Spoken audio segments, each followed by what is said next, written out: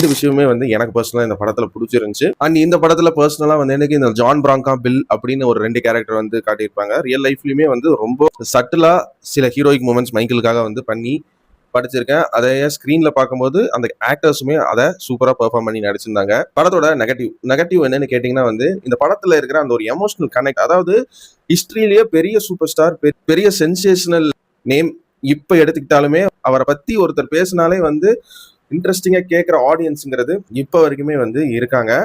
But நம்ம பார்த்தும் கேட்டும் தெரிஞ்சுக்கிட்ட விஷயத்த ஒரு சினிமா மீடியம்ல காட்டும்போது கொஞ்சம் டிராமா, கொஞ்சம் கேரக்டர் ஆர்க், ரிடம்ஷன், ஒவ்வொரு கேரக்டருக்குள்ள இருக்கிற டீடைல்ஸ் இப்படின்னு எல்லா விஷயத்திலயுமே அழகா வந்து இந்த மைக்கேல் ஜாக்சன்ங்கிற கேரக்டர் வச்சு சூப்பரா வந்து கிரியேட் பண்ணியிருக்கலாம். பட் கொஞ்சம் மிஸ் பண்ணிட்டாங்களோ அப்படிங்கிற மாதிரி தோணுச்சு. சில சீன்ஸ் எல்லாம் நான் ரொம்ப எதிர்பார்த்து போனேன். பட் நான் எதிர்பார்த்த அளவுக்கு அந்த சீன்ஸை வந்து எமோஷனலி இம்பாக்ட்ஃபுல்லா காட்ட முடியல அவங்களால. பட்